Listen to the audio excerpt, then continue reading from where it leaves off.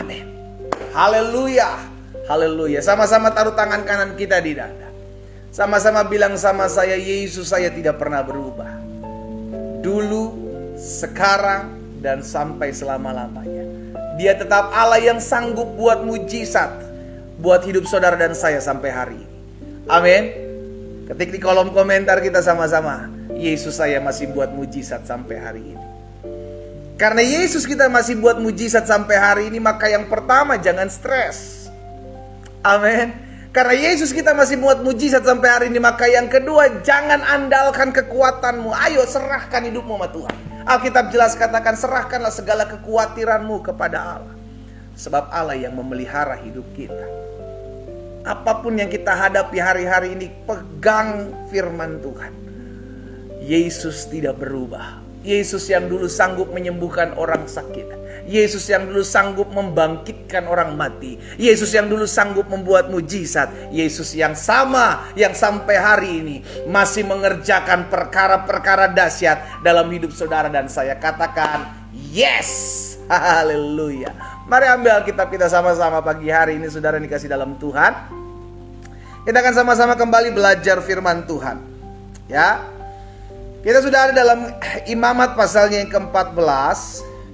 Imamat pasal 14 ayat yang ke-33 sampai ayat terakhir, sampai ayat 57. Yes, Yesus saya masih buat mujizat.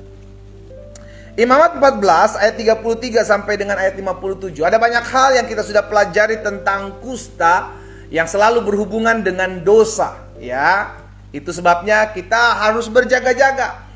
Kemarin saya sudah bagikan bahwa tidak ada yang tidak bisa terluput, ya, tidak ada yang kebal terhadap dosa. Setiap kita sangat memungkinkan untuk jatuh. Karena itu tetap berjaga-jaga, tetap waspada.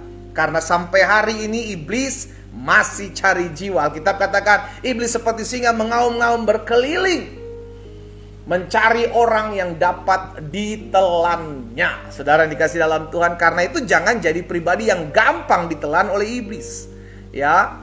Sehingga akhirnya kita tetap terus berjaga-jaga, kita tetap terus waspada, hati-hati, jangan buka celah. Betul kita sudah diselamatkan, tapi bukan berarti kita sudah diselamatkan lalu iblis tidak menyerang kita. Justru kita menjadi target operasinya. Kita menjadi targetnya setiap hari, terintimidasi, kita kadang dilemahkan. Tapi kita percaya selama kita ada dalam hadirat Tuhan, maka kita yang lemah dikuatkan. Amin. Kita lihat sama-sama dalam Imamat pasal 14, yang terakhir dalam pembahasan tentang penyakit kusta, ya saudara ya.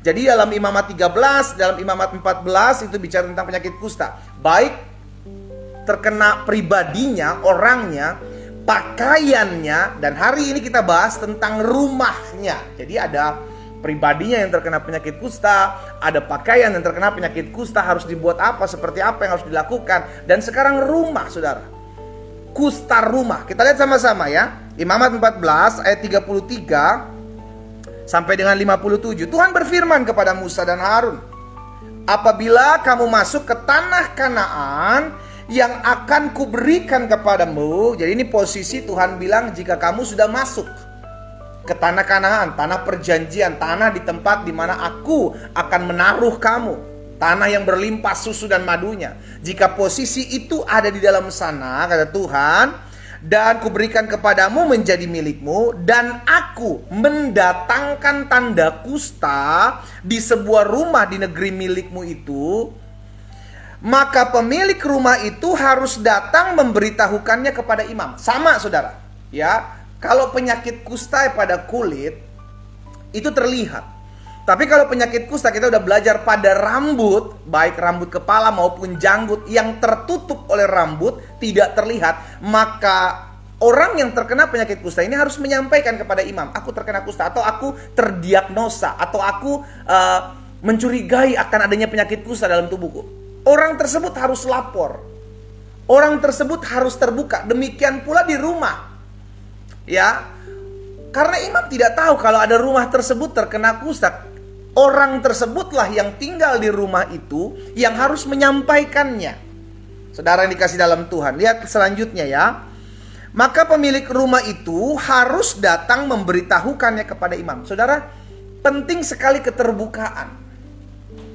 Orang yang mau dipulihkan dari dosa itu perlu pengakuan, perlu keterbukaan. Sehingga kenapa perlu ada konseling? Ya, konselor Kristen itu perlu ada. Untuk apa? Untuk ada pengakuan. Sehingga akhirnya demikian pula dengan hamba-hamba Tuhan.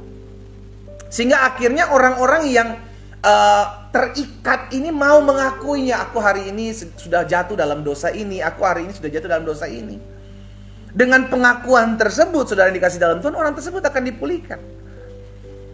Dalam kusta rumah ini orang tersebut harus mengakui bahwa di rumahku ada kayaknya tanda-tanda kusta ini loh. Makanya Tuhan bilang kepada Harun dan Musa bahwa pemilik rumah itu harus datang memberitahukannya kepada imam. Ya, ada kelihatan seperti tanda kusta di rumahku, lapor.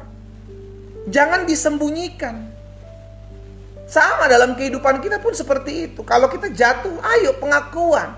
Terlalu mudah untuk Tuhan memulihkan kita. Karena kalau kita tidak terbuka, saudara yang dikasih dalam Tuhan, kalau kita tidak terbuka, maka dosa itu akan terus menggerogoti. Kita akan menganggap diri, ya udahlah, wajar lah saya jatuh, saya kan lemah, saya juga masih manusia. No. Engkau punya Roh Allah, Roh Kudus ada dalam hidupmu. Roh Kudus yang akan memberikan engkau kekuatan, saudaraku. Untuk apa? Untuk tetap terus bertahan, untuk tetap terus menolak dan berkata tidak kepada setiap tawaran-tawaran yang tidak memuliakan nama Tuhan. Tetapi dimulai ketika engkau mau terbuka, maka engkau akan mengalami pemulihan, ya. Maka pemilik rumah itu harus datang memberitahukannya kepada imam.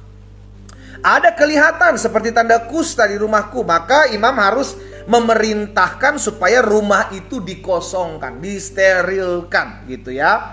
Sebelum ia datang memeriksa tanda kusta itu, supaya jangan menjadi najis segala yang ada di dalam rumah itu. Dan sesudah itu barulah imam datang untuk memeriksanya. Ya, suruh keluar dulu semua. Tinggalkan rumah itu. Sama, dosa juga harus ditinggalkan. Kalau kita lihat, wah ini udah cenderung mengarah ke sana, ayo jauhkan. Pergaulan pun demikian. Kalau kita lihat pergaulan ini udah mengarah ke hal-hal yang tidak berkenan kepada Tuhan, tidak memuliakan nama Tuhan, tinggalkan. Jangan tinggal di situ, jangan bergaul di situ, jangan diam di situ. Tinggalkan, saudaraku ya. Ayat 37. Kalau menurut pemeriksaan imam, tanda pada dinding rumah itu merupakan lekuk-lekuk yang kehijau-hijauan atau kemerah-merahan warnanya yang kelihatan lebih dalam dari permukaan dinding itu, maka imam harus keluar dari rumah itu, berdiri di depan pintu rumah dan menutup rumah itu 7 hari lamanya. Pada hari yang ke-7 imam harus datang kembali. Kalau menurut pemeriksaan tanda kusta itu meluas pada dinding rumah, maka imam harus memerintahkan supaya orang mengungkit batu-batu yang kena tanda itu dan membuangnya keluar kota ke suatu tempat yang najis. Jadi kalau dilihat rumah itu, di dinding rumah itu ada tanda-tanda semacam kusta gitu, saudara, nggak rumahnya dihancurkan. Tidak seluruh rumah dihancurkan, tetapi hanya tempat-tempat tertentu itu diperbaiki. Ya, makanya di ayat 40 bilang begini. Maka imam harus memerintahkan supaya orang mengungkit batu-batu yang kena. Perhatikan, yang kena tanda itu dan membuangnya keluar kota ke suatu tempat yang najis. Ayat 41. Dan ia harus mengikis rumah itu di sebelah dalam berkeliling. Dan kikisan lepa itu harus ditumpahkan keluar kota ke suatu tempat yang najis. Dan orang harus mengambil batu-batu lain yang baru itu, lalu memasangnya sebagai batu-batu tadi, sebagai pengganti batu-batu tadi. Jadi tidak dihancurkan seluruh rumahnya. Hanya tempat-tempat yang terkena, hanya tempat-tempat tertentu diganti yang baru, sudah dikasih dalam Tuhan. Ya.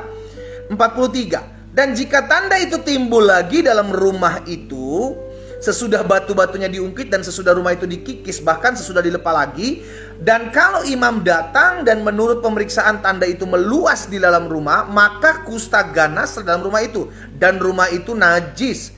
Rumah itu harus dirombak, yakni batunya, kayunya, segala lepa rumah itu harus dibawa semuanya itu keluar kota ke tempat suatu yang najis. Jadi dilihat kondisinya. Kalau kondisinya memungkinkan dipulihkan hanya bagian-bagian tertentu saja, maka bisa.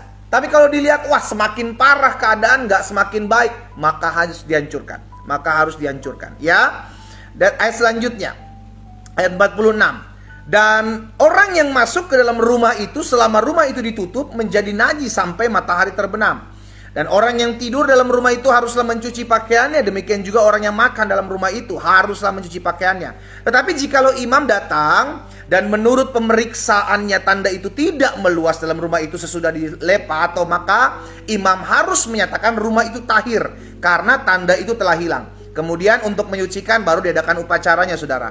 Menyucikan rumah itu haruslah ia mengambil 2 ekor burung, kayu aras, kain kirmizi dan hisop. Burung yang seekor harus disembelihnya di atas belanga tanah berisi air mengalir. Ia harus mengambil kayu aras, hisop, kain kirmizi dan burung yang masih hidup itu dan mencelupkan semuanya ke dalam darah burung yang sudah disembelih dan ke dalam air mengalir itu. Kemudian ia harus memerciknya kepada rumah itu 7 kali, sama. Ya, ketika orang terkena penyakit kusta sama.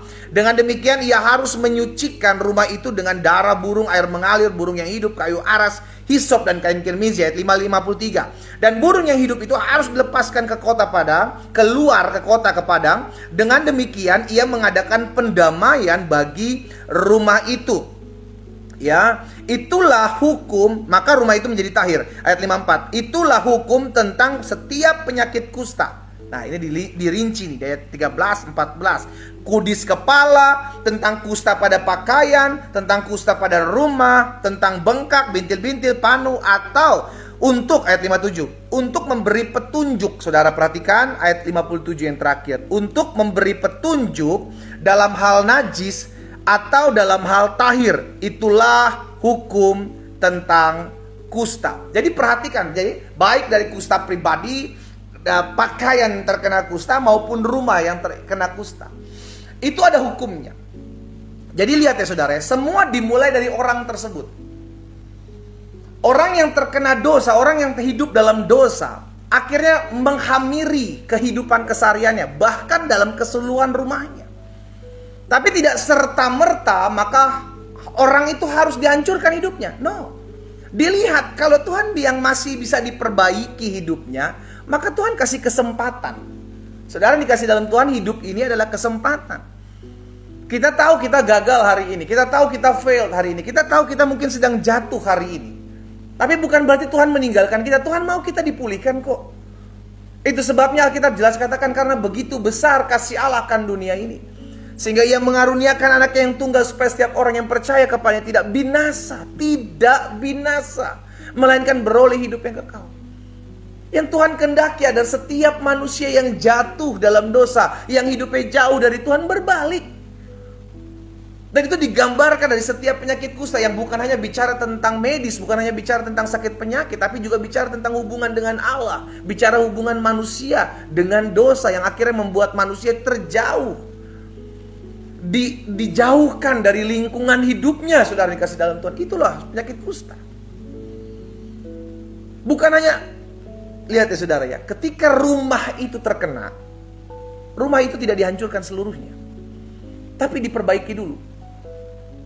Sama kehidupan kita, kalau Tuhan lihat hidup kita sudah jauh dari Tuhan, Tuhan kasih kesempatan. Makanya dalam Wahyu, coba saudara lihat ya, dalam Wahyu 3 ayat 19, barang siapa kukasihi, dia kutegur dan kuhajar. Kenapa ditegur dan dihajar? Karena dikasihi Tuhan. Bukan Tuhan membenci. Tuhan mengasihi orang berdosa. Tuhan mengasihi orang yang hidupnya jauh dari Tuhan. Itu sebabnya Tuhan mau kembalikan dia datang kepada Tuhan. Caranya bagaimana? Harus dibentuk, harus dihajar, harus dikasih tahu bahwa itu salah. Tapi kalau udah dihajar, ya kan, udah dihajar, udah ditegur, nggak mau bertobat, saudara dikasih dalam Tuhan, hancur nanti hidup kita. Sama seperti rumah yang terkena kusta ini, yang hanya diambil beberapa batu yang terkena kusta ini, terkena dampaknya, hanya diambil beberapa batu, tetapi ternyata ketika dipasang yang baru, penyakit itu meluas di dinding-dinding rumah, maka rumah akan dihancurkan total. Saudara, pesan hari ini kita diingatkan, kalau Tuhan dapati ada hati yang penuh dengan kenajisan, pikiran yang dipenuhi dengan kenajisan, maka Tuhan pulihkan hati kita, Tuhan pulihkan pikiran kita. Nggak serta-merta hidup kita dihancurkan sama Tuhan. Kenapa? Karena Allah kita adalah Allah yang menyediakan kesempatan buat setiap kita kembali. Allah yang memberikan kesempatan kedua, kesempatan ketiga buat setiap kita selama masih ada dalam kasih karunia Tuhan. Maka kita selalu diberikan kesempatan. Karena itu belajar hargai kesempatan yang Tuhan berikan. Pagi hari ini saya mengajak setiap umat Tuhan. Engkau yang masih memiliki hati yang tidak berkenan kepada Tuhan, engkau yang tahu bahwa engkau hidupmu sedang jauh dari Tuhan, Tuhan kasih kesempatan, ayo datang berbalik kepada Tuhan, ayo dipulihkan, ayo mengalami pemulihan dari Tuhan. Karena itu relakan hatimu. Saya mengajak setiap umat Tuhan dimanapun Bapak Ibu Saudara pagi hari bergabung dalam doa pagi online. Secara khusus dalam beberapa minggu ini kita belajar tentang penyakit kusta. Di pasal 13, pasal 14 dari kitab Imamat, yang bicara tentang hubungan kita dengan Tuhan. Bukan suatu kebetulan kau boleh bergabung mendengarkan firman Tuhan. Tuhan mengasihimu saudaraku. Tuhan mengasihimu. Itu sebabnya Tuhan rindu untuk engkau dipulihkan kembali. Tuhan tidak mau menghakimi karena belum waktunya untuk menghakimi. Itu sebabnya saat ini datang sama Tuhan. Minta dipulihkan. Kalau engkau tahu hari-hari ini engkau sedang jatuh, engkau tahu ada kelemahan dalam dirimu yang membuat engkau jauh dari Tuhan, ayo bawa itu kepada Tuhan. Kerinduan Tuhan bukan menghancurkan seluruh hidup kita. Kerinduan Tuhan hanya mengambil beberapa bagian dari hidup kita untuk digantikan dengan yang baru. Tahukah saudara, hal itu terjadi ketika Tuhan memulihkan bangsa Israel. Tuhan bilang, aku akan menggantikan hati yang lama dengan hati yang baru. Hati yang penuh dengan kedendaman, hati yang penuh dengan kebencian digantikan dengan hati yang penuh dengan pengampunan, hati yang penuh dengan belas kasihan. Jika saudara mau hal itu terjadi dalam kehidupan saudara, letakkan tangan kananmu di dada. Hari ini saya mau berdoa secara khusus buat engkau yang rindu digantikan sesuatu yang baru dalam hidupmu, tidak hancur seluruhnya. Karena Tuhan selalu memberikan kesempatannya, Tuhan selalu menyediakan kesempatan yang baru. Letakkan tangan kananmu di dada. Saya mau berdoa buat saudara. Bapa, pagi hari ini bukan suatu kebetulan kami boleh mendengarkan firman-Mu. Kami percaya hari ini adalah harinya Tuhan. Hari ini adalah hari di mana Tuhan akan melawat setiap kami umat-Mu. Ada di antara umat Tuhan yang pagi hari ini bergabung dalam doa pagi. Ada kekecewaan, ada luka yang membuat hati mereka terkhamiri, hati mereka jauh dari Tuhan. Hari ini hamba berdoa, biar Tuhan gantikan dengan hati yang baru. Hati yang mengasihi Tuhan, hati yang mencintai Tuhan, hati yang penuh dengan pengampunan di dalam nama Yesus. Kami percaya bukan suatu kebetulan kami boleh mendengarkan firman-Mu pagi hari ini. Firman-Mu menyingkapkan apa yang harus kami lakukan. Di dalam nama Yesus, jamah setiap hati Tuhan. Kalau ada di antara mereka pagi hari bergabung dalam doa pagi, masih ada di antara mereka yang masih memiliki satu dan lain hal dalam kelemahan, kekurangan mereka yang membuat mereka seringkali jauh dari Tuhan. Hamba juga berdoa bagi mereka dalam nama Yesus. Tuhan jamah. Sehingga pagi hari ini adalah pagi di mana kami mengalami perjumpaan dengan Tuhan. Di dalam nama Yesus. Hamba menyerahkan umat-Mu satu persatu ke dalam tangan Tuhan yang kuat. Tuhan tolong kami. Sehingga setiap hari kami didapati Tuhan sempurna di hadapan Tuhan. Tidak bercacat celah di hadapan Tuhan. Sebab Tuhan telah memperbaharui hati kami. Membaharui hidup kami. Hamba berdoa buat umat-Mu ya Bapa. Di dalam nama Yesus. Biar kasih Allah mengalir pagi hari ini bagi mereka. Kasih-Mu mengalir pagi hari ini bagi setiap kami. Sehingga terus kami dibaharui dalam pengertian hikmat dari Tuhan. Setiap hari kami mendengarkan firman Tuhan, kami menyadari ada kekurangan, ada kelemahan, ada keterbatasan kami yang selalu perlu kami perbaiki ya Bapa. Di dalam nama Yesus Tuhan jamah. Pagi hari ini Tuhan kami sudah mendengarkan firman-Mu, materaikan firman-Mu dalam hati masing-masing kami. Sehingga setiap hari kami terus dalam kebenaran Tuhan yang memerdekakan kami. Hamba berdoa juga buat yang sakit pagi hari ini. Hamba percaya ada kuasa kesembuhan mengalir pagi hari ini buat setiap kami yang sakit. Di dalam nama Yesus, sebab ada tertulis, tanda-tanda ini menyertai orang percaya. Dia akan tumpangkan tangan atas orang sakit dan orang sakit itu menjadi sembuh. Saudaraku, engkau yang sedang mengalami kelemahan tubuh pagi hari ini, letakkan tangan kananmu di bagian tubuhmu yang sakit. Sebab firman Tuhan katakan, kau punya kuasa. Engkau orang percaya, engkau orang yang sudah dibenarkan, kau punya kuasa. Letakkan tangan kananmu di bagian tubuhmu yang sakit. Dan kita berdoa bersama-sama. Bapa, dalam nama Yesus, mereka meletakkan tangan kanan mereka di bagian tubuh mereka yang sakit. Karena kami percaya ada kuasa dalam hidup orang percaya. Hari ini kami lepaskan berkat kesembuhan terjadi dalam hidup umat Tuhan. Dalam nama Yesus Kristus dari Nazaret, biarlah kuasa kesembuhan mengalir pagi hari ini di rumah kami masing-masing. Yang sakit Tuhan jamah dan sembuhkan dalam nama Yesus. Oh haleluya. Jantung dipulihkan, sembuhkan. Paru-paru sehat sempurna. Lever pulih sempurna. Batu ginjal hancur, batu empedu hancur dalam nama Yesus. Setiap organ-organ tubuh kami sehat sempurna, pulih sempurna. Di dalam nama Yesus kami terima dengan iman. Sebab kami percaya disampaikan firman, disembuhkan mereka. Terjadi dalam nama Yesus. Ada seorang ibu pinggangnya sakit. Pagi hari ini kau sudah dijamah dan disembuhkan Tuhan, Bu. Ya, pagi hari ini sakit pinggangmu tidak akan pernah kembali lagi. Di dalam nama Yesus. Dimanapun kau berada, terima kesembuhan. Dalam nama Yesus, kuasa Allah mengalir. Di dalam nama Yesus. Terima kasih Tuhan. Oh, terima kasih Tuhan Yesus. Terima kasih Tuhan Yesus. Terima kasih Tuhan Yesus. Kami percaya hari ini bilur-bilur-Mu menyembuhkan kami. Terima kasih Yesus. Hamba juga berdoa buat setiap rumah tangga dari anak-anak Tuhan. Selamatkan ya Allah. Kami percaya rumah tangga kami dijaga, dipagari oleh kuasa Tuhan. Kalaupun sampai hari ini ada anak Tuhan, rumah tangga yang sedang ada di dalam goncangan. Mungkin ada suami-suami yang hari ini telah meninggalkan istri dan anak-anaknya. Mungkin ada istri-istri yang telah pergi meninggalkan suami dan anak-anaknya. Hari ini kami satukan hati kami, berdoa di dalam nama Yesus Kristus Tuhan. Jamah setiap hati suami-suami, hati istri-istri yang telah terhilang ya Tuhan. Kami percaya ada kuasa Tuhan menjamah setiap mereka. Oh, kami akan lihat mereka akan kembali kepada pasangan mereka yang sah di hadapan Tuhan. Di dalam nama Yesus Tuhan. Terima kasih Bapa. Terima kasih Tuhan Yesus. Oh, pemulihan terjadi. Pemulihan terjadi, kuasa Allah dinyatakan. Kami percaya mujizat terjadi dalam nama Yesus. Setiap rumah tangga, setiap keluarga dipulihkan.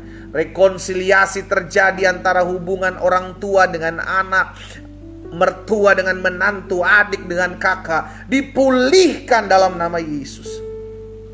Oh, dalam nama Yesus. Terima kasih Tuhan. Kami percaya pemulihan terjadi. Pemulihan terjadi. Pemulihan terjadi. Terima kasih Tuhan Yesus.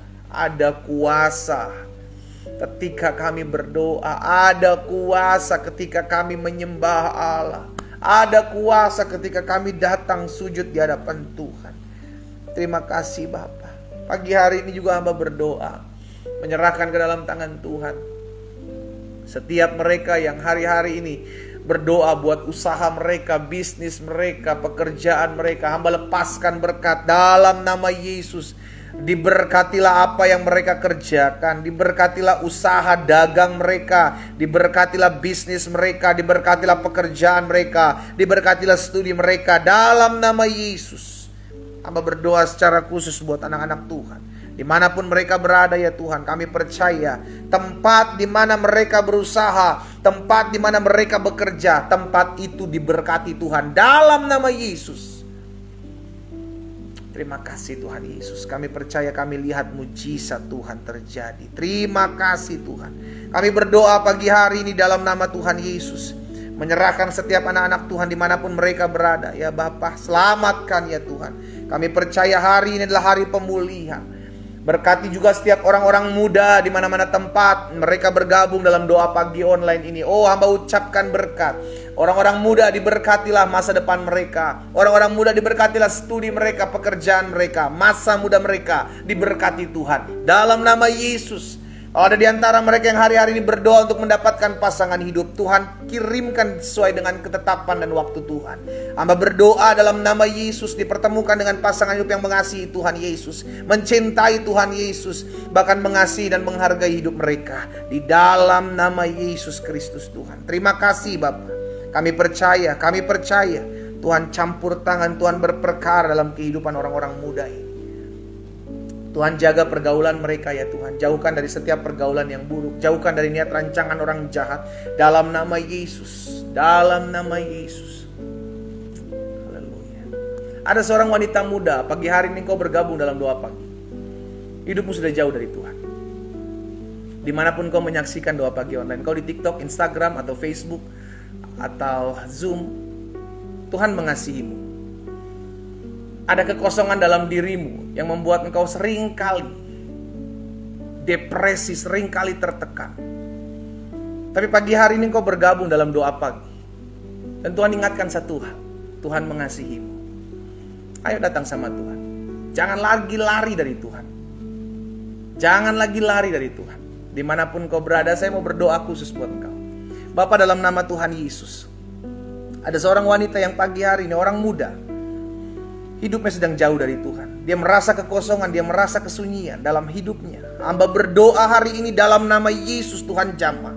Dimanapun dia berada saat ini, dalam nama Yesus, Tuhan isi hari-hari hidupnya. Berikan dia hati yang baru ya Bapa. Hati yang mengasihimu, hati yang mencintaimu.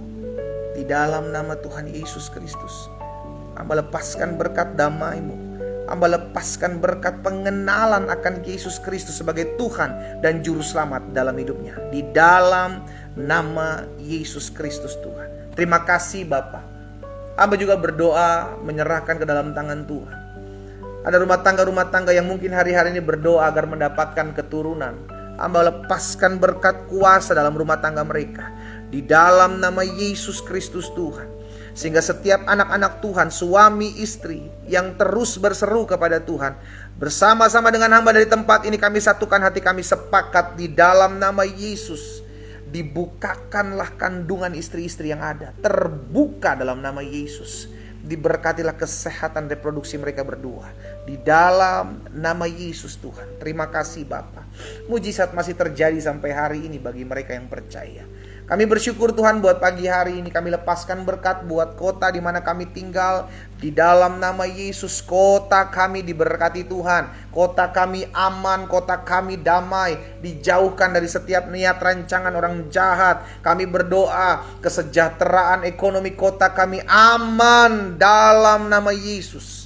Berkati juga ya Tuhan bangsa kami Indonesia, selamatkan Tuhan. Kami berdoa biar Indonesia dipulihkan, Indonesia bangkit, ekonominya kuat dalam nama Yesus.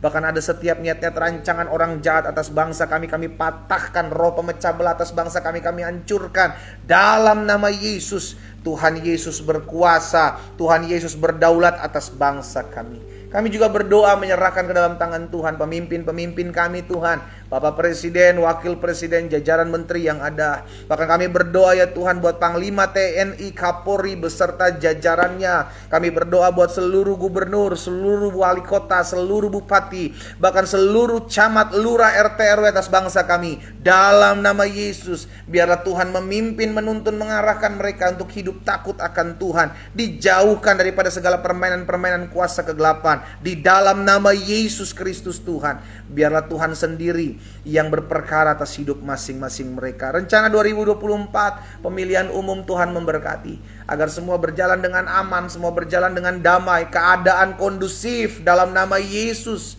Bahkan setiap niat rancangan orang jahat atas bangsa ini kami patahkan dalam nama Yesus. Tuhan campur tangan dalam pemilihan umum ini. Baik KPU, KPUD, Bawaslu daerah semua bekerja dengan baik, jujur dalam berkat anugerah Tuhan. Dalam nama Yesus, Tuhan tolong. Bapak hamba teringat juga buat anak-anak Tuhan yang hari-hari ini sedang mencari pekerjaan. Biarlah Tuhan buka jalan bagi mereka. Hamba berdoa memohon belas kasihan Tuhan bagi mereka dalam nama Yesus. Biarlah mereka melihat campur tangan Tuhan, dan biarlah mereka bersyukur bahwa dari Tuhan semua itu berasalnya. Terima kasih Bapak. Pada akhirnya hamba berdoa mengucapkan berkat buat jiwa-jiwa yang masih jauh dari Tuhan. Kalau ada di antara mereka yang menyaksikan doa pagi online ini belum mengenal Yesus, hari ini hamba lepaskan roh pengenalan akan Yesus Kristus sebagai Tuhan dan Juru Selamat dalam hidup mereka dalam nama Yesus, sehingga mereka memiliki pengalaman pribadi dengan Tuhan. Terima kasih Bapa yang baik. Kami ucapkan berkat, biar sepanjang hari ini kami hidup memuliakan nama Tuhan. Sepanjang hari ini kami berjalan dalam kuasa, berjalan dalam mujizat, sebab mujizat masih ada bagi orang percaya sampai hari ini. Kami aminkan apa yang kami doakan terjadi dalam nama Yesus Kristus Tuhan. Kami berdoa sama-sama, kita katakan amin. Haleluya. Saudara dikasih dalam Tuhan, doa pagi online kita Rabu 30 Agustus selesai. Kita sudah mendengarkan firman Tuhan. Jaga hati, jaga hidup kita. Kalau Tuhan tegur kita melalui firman Tuhan, ayo datang kembali, karena kerinduan Tuhan adalah memulihkan kehidupan kita. Tuhan mengasihi setiap kita, saudara yang dikasih dalam Tuhan ya. Besok adalah hari terakhir di bulan Agustus. Jangan lupa kita akan kembali bersama-sama beribadah dalam doa pagi online Kamis 31 Agustus. Di hari terakhir bulan Agustus kita mau mengucap syukur nanti kepada Tuhan ya. Doa saya menyertai kita semua. Selamat pagi, selamat beraktivitas, dan Tuhan Yesus memberkati. Shalom.